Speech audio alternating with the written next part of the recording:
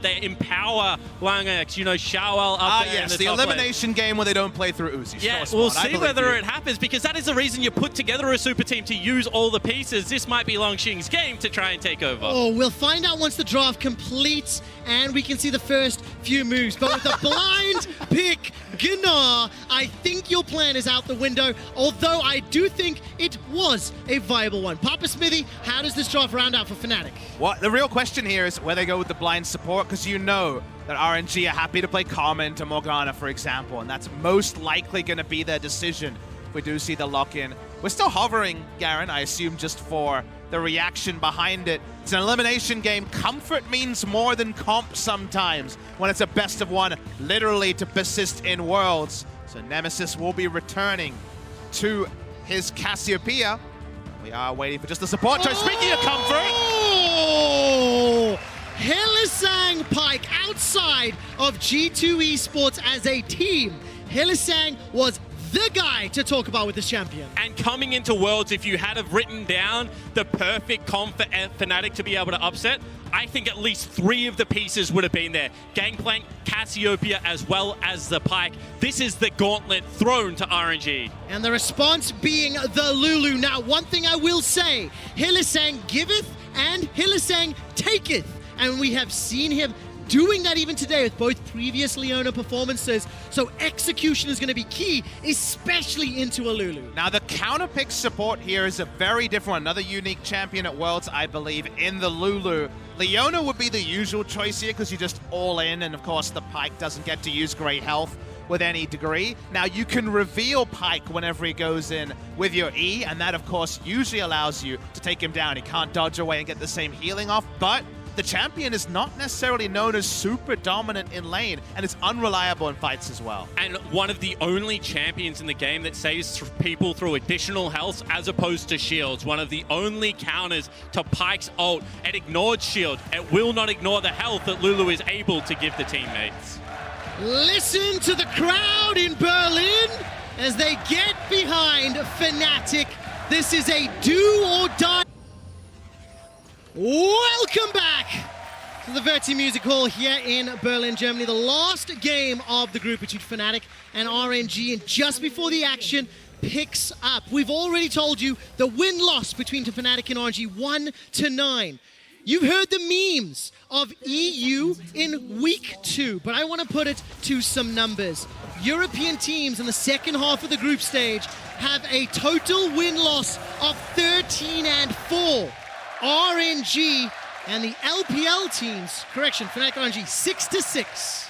And this is so important because in context of Worlds, when you look at just Worlds after Worlds, the last time the LPL truly failed was in Europe. It was in that 2015 very famous run where LGD fell down. EDG were a shadow of their former glory from MSI, and it was a lot of these European teams that was able to take it away. And which region stopped the Golden Road from being walked out? It was Europe. It was G2 eSports that beat them in the quarterfinals of Worlds last year, keeping RNG, one of the top 5 favorites for Worlds, into the group stage by knocking them down here would be a big scalp for the side of Fnatic. I cannot wait to see how this plays out, and I definitely want to dial into some of the options here. The Lulu in particular will be interesting when I think of that help picks, when I think of the initiation tools along with the Glitter Lance. Gnar, Lee Sin, Ryze, every single one of them is going to benefit from that skill set.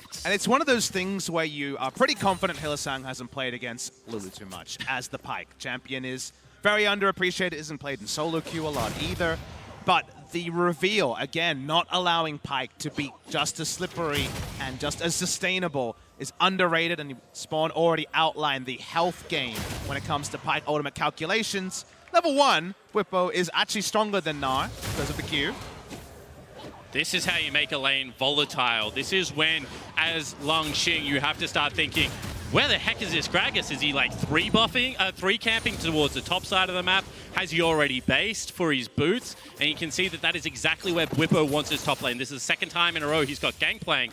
However, maybe selling the fake here as Broxah now turns his attention to bottom lane. Okay, level 2's on the side. Hylissang won't find the stun. Ignite's thrown down to Ming. That's a gigantic minion wave to be fighting into. First blood to Fnatic. They turn their attention to Uzi, but again, gigantic minion wave to deal with them. Broxah strikes first. And I do feel like you have to credit some of that towards Bwipo as well, because how volatile he made the top lane would have given Uzi and Ming so much confidence that he was going up towards there. That meant that they were building the wave. They couldn't get it to hit turret. The gank succeeded. Very common the Gragas to do a 3-camp clear bot side, but no back to get the boots, no keystone available here. No problem, they take down the Lulu for free. Do note that blue buff and actually just a single camp top side plus the Rift Scuttle was the sacrifice, so the level 6 will be delayed for Broxah. A quick note, while Hylissang has played 19 games on Pyke, his win-loss is 15-4 all time. Karsa picks up the skill grab and finds Broxah. But you already saw that was the Predator boot channeled.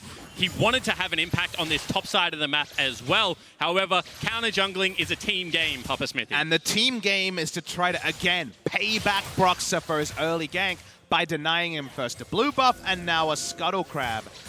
It's a nice pickup here, gets Uzi a bit more mana, but also allows them to really keep down the Gragas even further. And this is the thing you need against Gragas. He's so mobile for a fat man that you need to be able to scout him out on his camps. You see a very nice control ward on the back of that red buff. That means he's going to be caught on the approach and maybe some traps can be laid. Definitely goes with Pilates classes, does Gragas.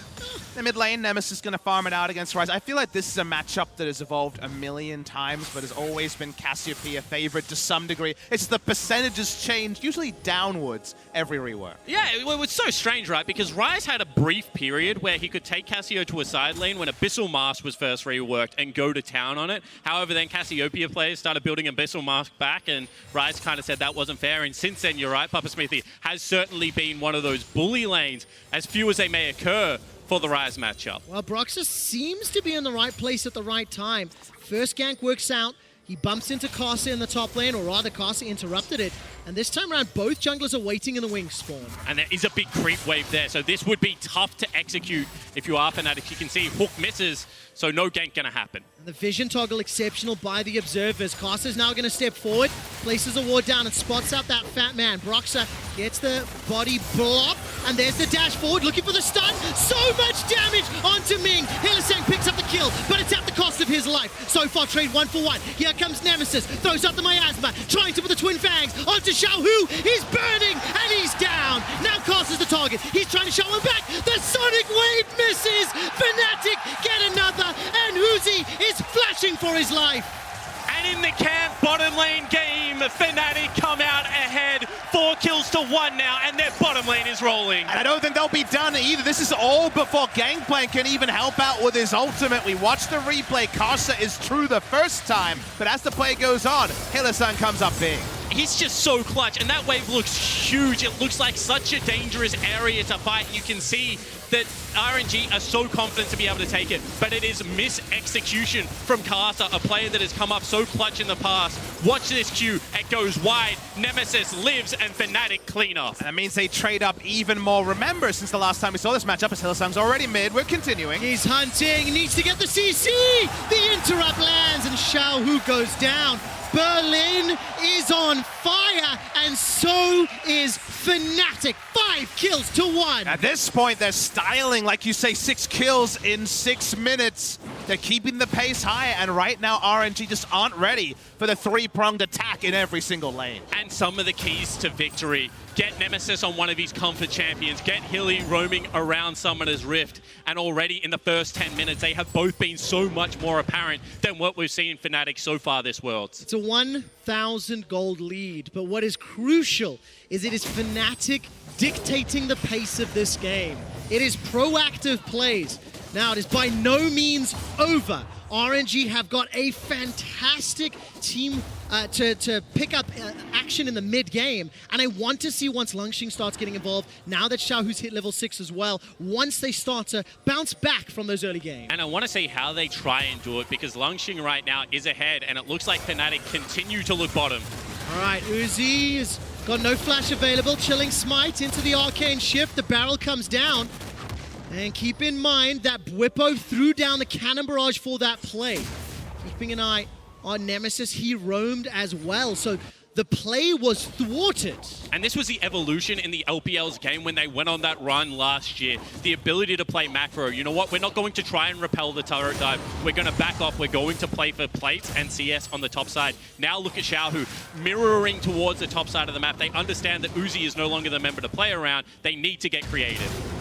The unique thing is they don't often actually send jungle resources top. They're much more likely to have Karsa counter gank bot lane than actually say, okay, enemy team set up a tent bot lane. We're going to play through top lane in the same fashion. You can go top and kick GP away from his turret and get advantages, but it's all bot lane. It is indeed. Uzi's going to be in so much trouble. One more auto! And it's a trade. Uzi and Rekkles pick up the respective kills, but the experience and the CS advantage goes to Rekkles. Yeah, once again, Rekkles is the person that will live, and the wave is too big to freeze. Ming also needs the experience at this stage of the game. Level 6 not there. That was a big deciding factor in that 2v2. But honestly, this game has opened up in the style that we anticipated pre-tournament. The fast style of G2 and Fnatic, the Fnatic style versus RNG, who likes to get their ducks in a row. The connection here, the root lands, and the 1-for-1, if Uzi's the one going down, you'll take it. Yeah, absolutely you will. And the 2 waves now crash into that turret. You're going to see an additional recall gained here from Rekkles. The fact that he is 2-0-3 now, that's going to be an Essence Reaver online at only 9 minutes into the game. You just think of another game where Uzi farmed it out, had Triforce Mirror Mana, and Fnatic have no frontline. You know, it's going to be an AP Gragas. Pyke also and GP aren't frontliners, so there was a game that was going to be Uzi defined. This one is going to be much more cheap build, but cheap build a little bit slower. And the chance that it's not going to make big inroads is Hylissang. He's in some trouble. Sonic Wave won't find a target. Hylissang 1, 2, and 4, just shy of 100% kill participation. I held my breath. Hylissang is shaking off that moniker of being a coin flip player. He has had games that have cost him, but he's playing so confidently and throwing down that flash to connect with the stun. Mate, he still flipped the coin this game. It just came up Hylissang for once in this Wasn't tournament. he overdue for that? Absolutely. I mean, you got to be right every now and again, and that's what I like about Hilly, the fact to stick to the game plan. That he knows for Fnatic to go far in this World Championship, he needs to play the high-octane, aggressive style, but he needs to also make it well. And I'm looking at RNG and saying, attack Bwipo, make him use summoners, get him down. Otherwise, if Fnatic just plays this game, every time Cannon Barrage comes up on the bot lane, they're going to have more tools. They're going to win more often than they lose. Karsa's here, and for once, Gragas probably going to be spotted on a ward. They know he's disconnected. Okay, so Cannon Barrage is available Bwipo in a few seconds, and Broxah is going to be followed by Nemesis.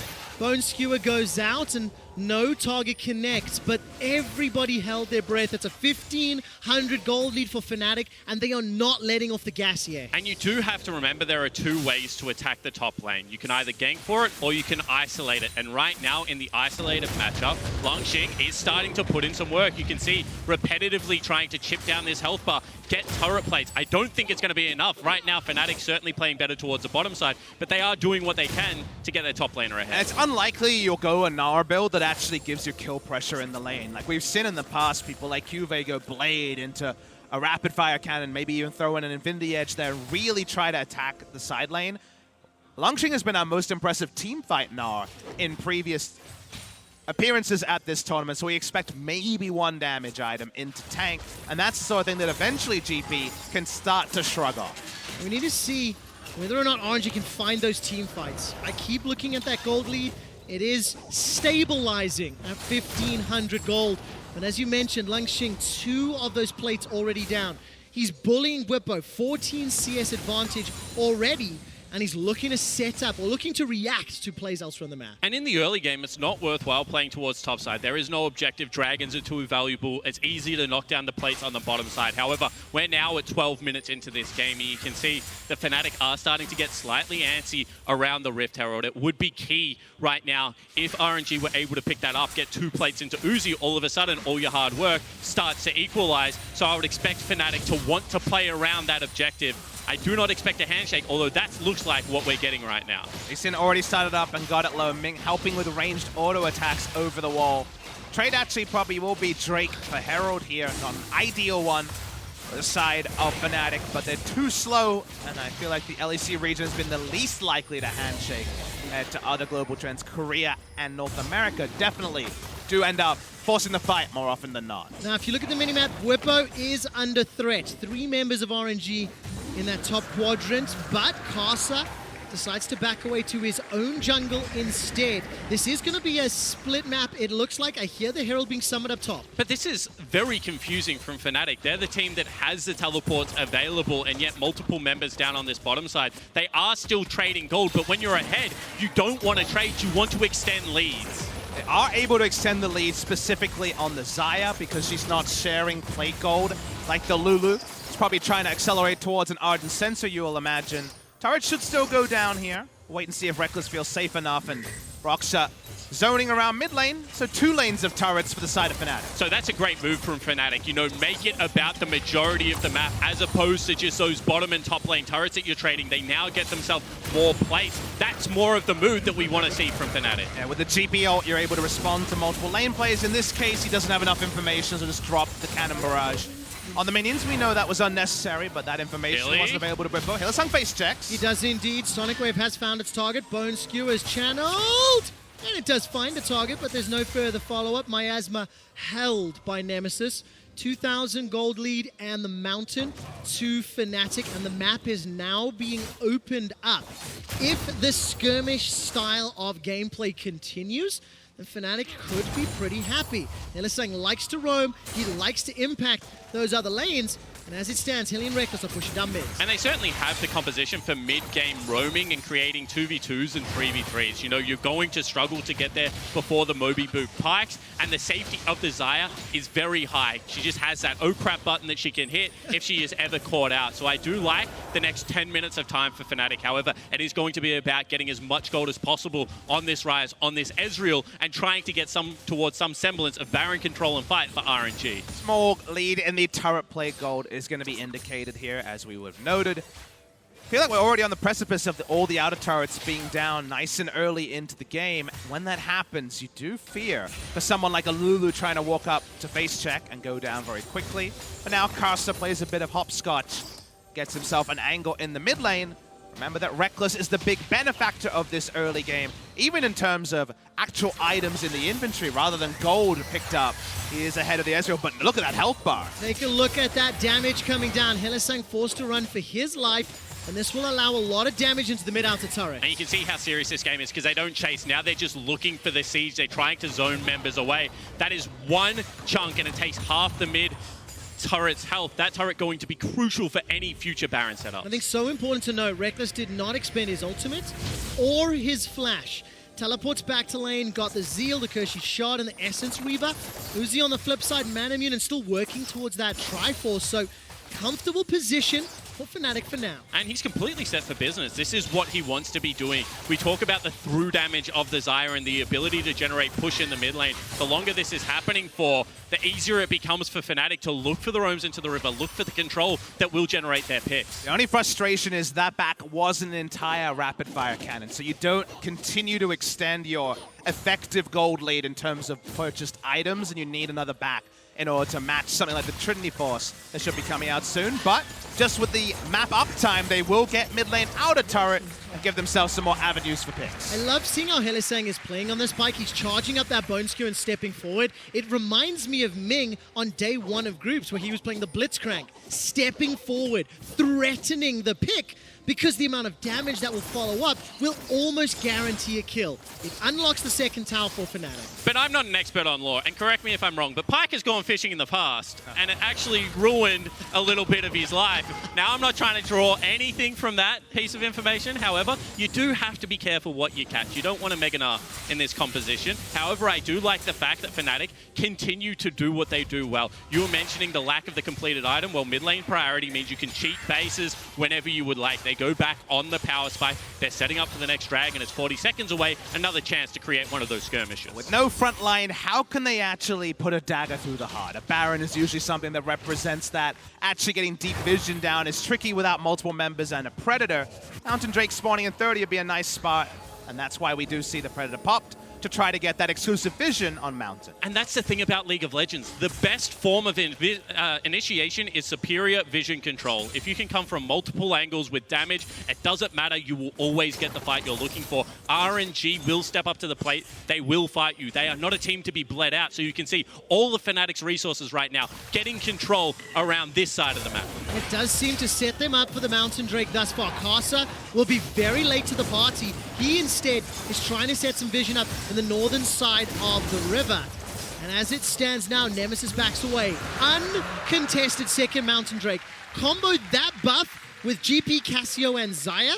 There's a very, very fast Baron on the side of Fnatic. And that's something that you just have to be heads up about. Suddenly, Cassiopeia with blue buff and topside vision control is something that RNG can't allow. They have to continue to fight more than just against another comp, because this comp deletes Baron on site and can duo it in a lot of configuration. I was just going to say, could Broxah and Nemesis two-man the Baron if they have enough vision? And as it stands, it'll be tough, right? Yeah, especially because it's going to be an AP Gragas, right? Yeah. So he can't tank it for a very long time, but 3 people can kill it, and it doesn't require it to be the 3 most obvious high damage members. Is something to consider. If you get the top lane out of turret, it only helps with the Baron setup. And I just want to cast our mind back to the fact that Uzi at 17 minutes was 2 completed items in his previous game with the upgrade. This time around, he's 20 CS down.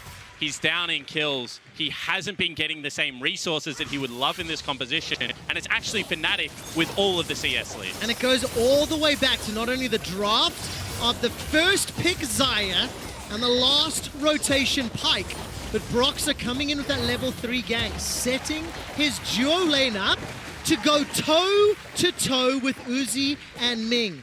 4 towers to 1. It will be balanced out now, 4 towers to 2. But the LEC representative have a significant lead as we hit the 20-minute mark. It just feels like an old habits die hard game from Fnatic. They have in just a couple of days reset themselves from Rekkles is on, a champion that neutralizes or has a utility style, and the side laners will carry. They noted all the AD Twisted Fate bans. They couldn't recreate on other champions, and now suddenly it's back to Rekkles picking up a lot of the advantage here. But the impressive part there is not that Rekkles can play a ranged AD carry, it's that all the pieces around Rekkles seamlessly transition back into old roles. But this is what we would expect from an organization like Fnatic. Coming into this Worlds, they had taken G2 to 5 games in back-to-back best-of-5s. You could see the hype building around this organization. So that versatility is going to be key, and it certainly seems to be there for this game. Now put yourselves into RNG's shoes. 2018 World Championship, one of the favorites for the entire thing, eliminated by a European team in the form of G2 eSports. RNG have never not made it out of groups, and they are down 4,000 gold to another European representative on European soil. And we said it earlier this time, the last time LPL had such a disappointing showing was also at a European World Championship. And we're getting some European Drakes, because Double Mountain into Infernal very much suits the European representative in Fnatic to give them, again, Baron threat with less members, because right now, if you walk up to Baron, no one's tanky, and the enemy initiates on you, that's going to be a little bit of a problem. And on a personal call out, while it's the Drakes they wanted, it's not the Drakes they got during those Drakes are working the out. Season. LEC advert fans, that's a shout out for you. Karsa is moving into the pit. Do Fnatic 50-50 this. Baron will reset, and that's what we talked about. Cassio plus Gragas were able to almost melt it before a response. Yeah, the almost is there. Karsa was aware of the play, but again and again that can be threatened. Langx from an angle, but no real follow-up to a flash play here. He's still positioning. Certainly is, and if there was a wave there, you could see he wanted to go. However, very good job of Fnatic checking the boxes. How many people are visible on map? Let's back away from this turret. We have push in the top lane. We're getting important resources onto Bwipo in the bottom lane. We are about to come online. Let's not do anything too hasty. Let's actually zoom out and talk about Bwipo and Langx, because frankly, they've not existed for 20 minutes of this game. They are still 0-0-0, farming up a storm. Maybe we won't get a chance actually as Hylissang gets chunked out. True Shot Barrage will be available very, very soon. Baron's going low, doesn't even go in the pit. Fnatic have snuck the Baron, Cassio, plus Double Mountain gives Fnatic the lead. And that was just off the back of the fact that they knew that Karsa had gone to base, so they're able to pick up the most important objective in their game at only 22 minutes in. And that's all about the combat problem solving we've talked about. That was the only variable. They didn't care at all that there was a vision ward there from the side of RNG. They had all the critical information. They pulled the right trigger.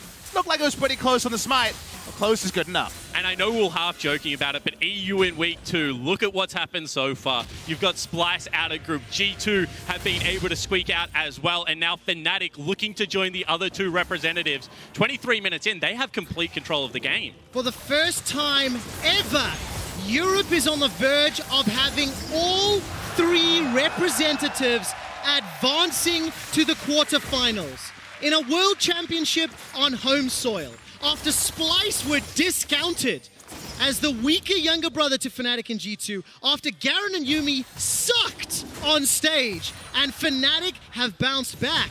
They need to knock over this Nexus, but this would be a historic week in League of Legends for Europe and European fans. And I think there's still a lot of work to do here, Trevor. We still have to see that first team fight with the Gnar potentially coming in and influencing it. Very easy to catch out one of these squishy members on the side of Fnatic. But so far, it's a very impressive 23 minutes, and they're knocking on the door. And you can see that they never actually have to go for it, because a wave clear out of something like a Ryze, especially against Baron, is not going to be that strong, and you can play multiple lanes. I said it already today. This is how Europe loves to play League of Legends. The 1-3-1, the frustrated, the pull you apart and take more gold. Right now, every minute that they exist on Summoner's Rift, Fnatic is picking up more CS, more experience, and ultimately more items. When it finally does come to the fight, I expect them to have a massive lead. You can't ask for anything more than 24 minutes into this deciding game. Yes, there's an advantage to the underdog, but the game isn't written. And this is a game between, again, 2 of the most famous orgs in the history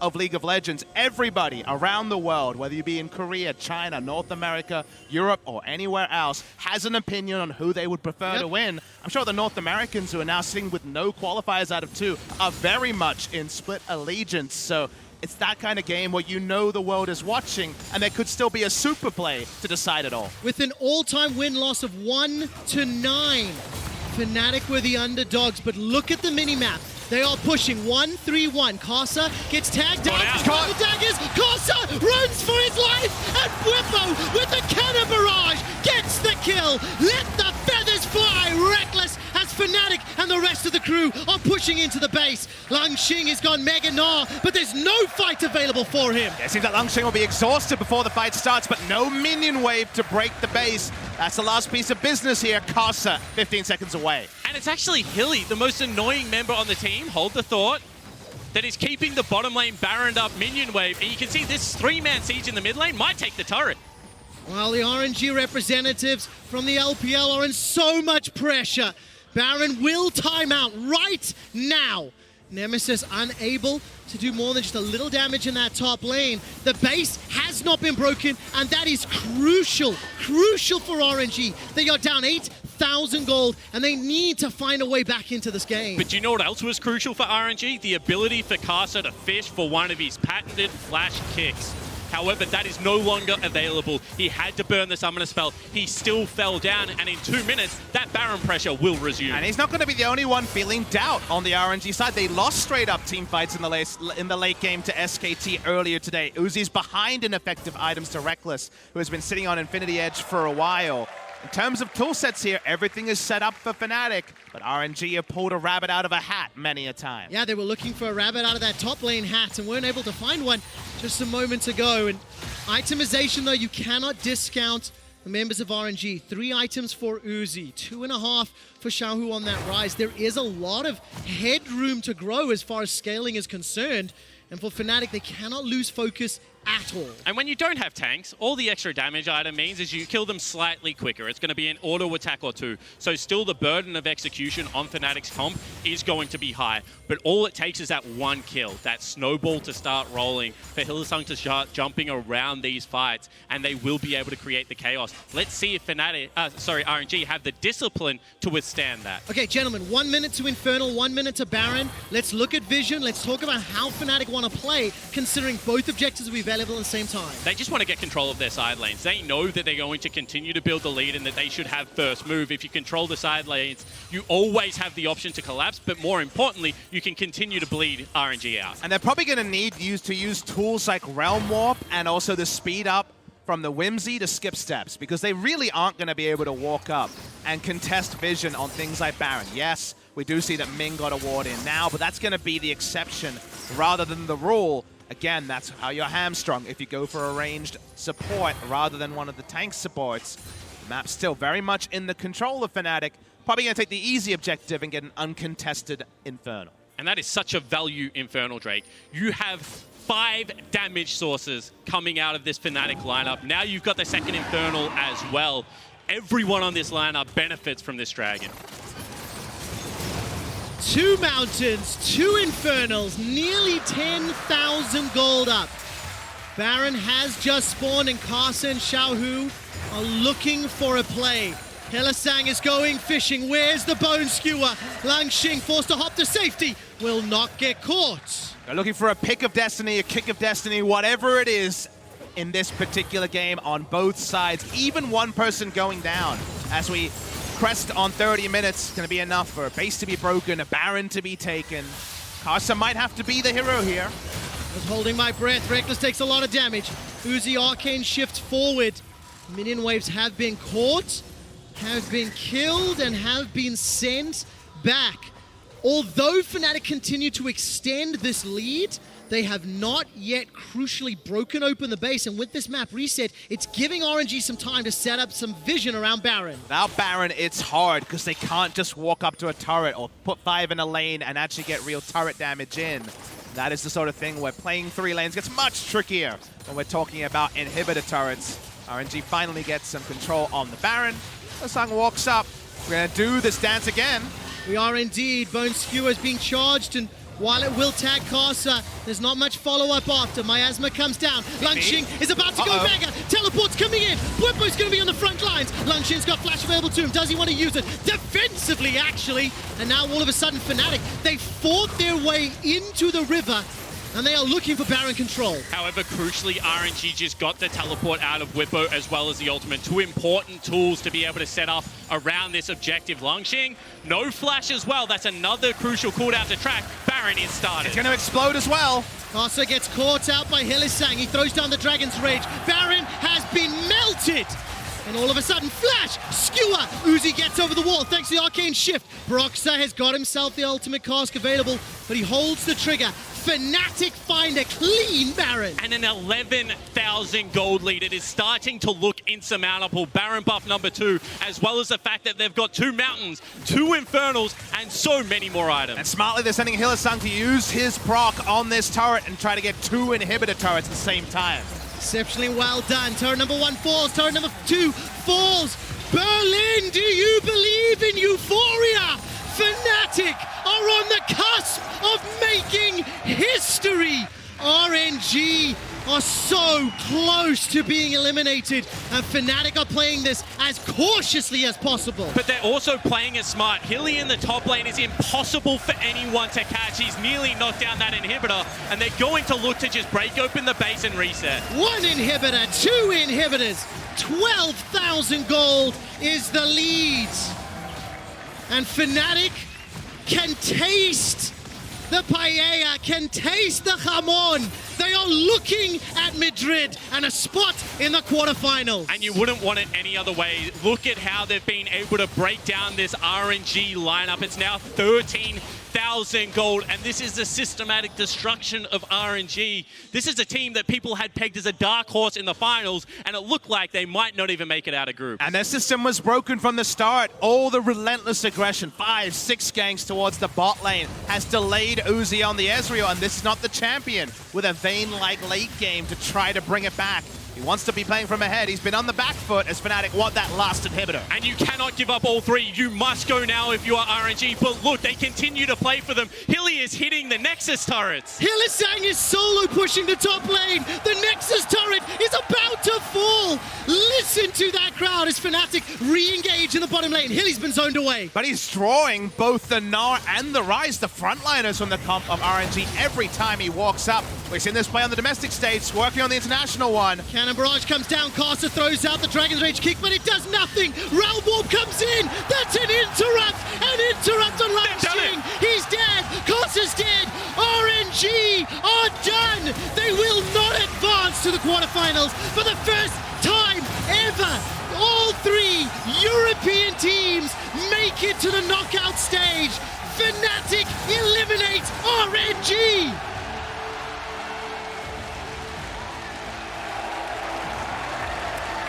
And Rekkles finally overcomes his demons, takes down Uzi, and takes his team to the quarterfinals.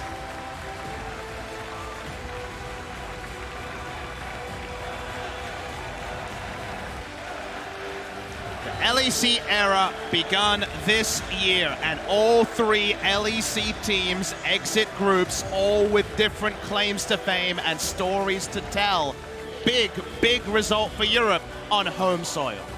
As one of the LEC casters, to see how this team has bounced back, I cannot wait to see every single language stream, to hear Ibai chanting, to see Chips and Noir celebrating.